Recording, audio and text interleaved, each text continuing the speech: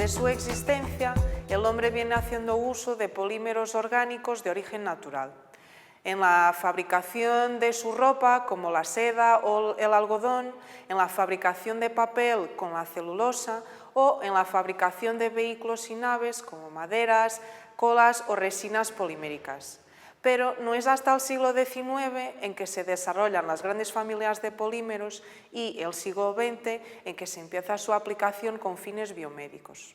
Debido a su versatilidad, los polímeros, ya sean de origen natural o sintético, representan el grupo más amplio y variado de materiales aplicados en la medicina, ya que mediante la adecuada combinación de características y métodos de fabricación pueden presentar una elevada gama de propiedades. Algunas de las características que presentan estos materiales son el gran peso molecular en un intervalo variable y una amplia distribución, como monodispersos, polidispersos. Una capacidad para adoptar un número enorme de conformaciones y distintas configuraciones. Además, tienen la posibilidad de formación de diferentes estructuras, lineales, ramificadas y entrecruzadas. Y por fin, la existencia de distintos estados de agregación. La polimerización es el proceso a través del cual las moléculas pequeñas, monómeros, se transforman en macromoléculas, los polímeros. Los polímeros pueden ser clasificados dependiendo del tipo de reacción que les origina. Los polímeros de adicción se forman a partir de monómeros sin la pérdida de pequeñas moléculas, por lo que la unidad estructural de repetición tiene siempre la misma composición que la del monómero de partida. Los polímeros de condensación se forman a partir de monómeros polifuncionales a través de diferentes reacciones químicas típicas de química orgánica, con la posible eliminación de alguna pequeña molécula, como por ejemplo el agua. Posteriormente, y atendiendo a los mecanismos de reacciones de polimerización, se han clasificado las reacciones en polimerización en cadena o por etapas. Con frecuencia, se utilizan las dos clasificaciones indistintamente, si bien no siempre son términos sinónimos, aunque sí lo son en la mayoría de los casos. Los polímeros también pueden ser clasificados según su composición química en orgánicos e inorgánicos, y según su origen en polímeros de origen natural, semisintéticos, que se pueden obtener por transformación de polímeros de origen natural, y los polímeros sintéticos. Podemos resumir algunas de las ventajas y desventajas de cada uno de ellos. Los polímeros de origen natural tienen las ventajas de no ser tóxicos ni inflamatorios, además de biocompatibles y degradables por acción enzimática, aunque sí presentan las desventajas que a nivel de fabricación industrial pueden presentar variabilidad entre lotes y tienen propiedades mecánicas pobres.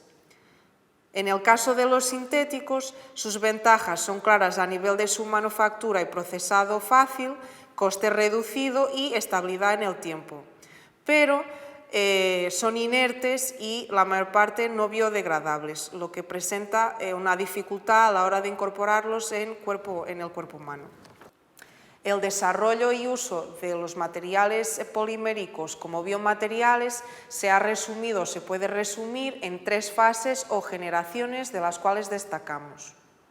Una primera fase de uso de polímeros bioestables, que se caracterizan por no reaccionar de una manera apreciable con el tejido, siendo ejemplos conocidos el polimetacrilato de metilo, que es aplicado desde los años 60 como cemento óseo, que consiste principalmente en polimetacrilato de metilo polimerizado in situ. Tenemos también los poliuretanos, que son elastómeros rígidos con buena resistencia a la fatiga y buenas propiedades en contacto con la sangre. Por este motivo, es aplicado ampliamente en el campo de prótesis vasculares, como injertos, aislantes sanguíneos y componentes de asistencia cardíaca. Una segunda fase que corresponde al desarrollo de materiales poliméricos bioactivos. Estos sistemas provocan en su entorno una acción y reacción controladas, participando en procesos y mecanismos de unión con el organismo, siendo además bioabsorbibles y biodegradables. Ejemplos de estos materiales son las suturas a base de ácido poliláctico o ácido poliglicólico y copolímeros, o por ejemplo el ácido hialurónico en aplicaciones oftalmológicas. En una tercera generación ya surgen los biomateriales o sistemas poliméricos biodegradables. Estos polímeros se han aplicado a la ingeniería tisular, que tiene la finalidad de reparar o sustituir tejidos dañados. Y en paralelo también surgen los polímeros biomiméticos, que pretenden simular propiedades o procesos de los sistemas biológicos, como por ejemplo la organización de membranas celulares para su uso en la ingeniería de tejidos o fibras de colágeno recubiertas de la proteína fibronectina que fomenta la adhesión celular. Una de las aplicaciones más investigadas en polímeros biodegradables son los dispositivos para la liberación de fármacos.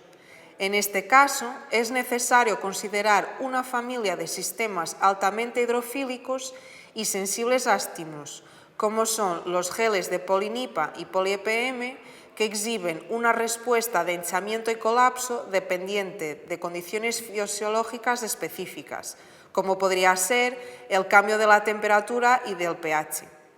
Otra aplicación del polinipa es el recubrimiento de placas de cultivo celular, permitiendo levantar células simplemente con el cambio de temperatura, evitando así el uso de productos animales. En definitiva, el considerable progreso en sistemas poliméricos complejos capaces de interaccionar con medios biológicos abre excelentes expectativas en este campo multidisciplinar que tiene una enorme repercusión social y económica.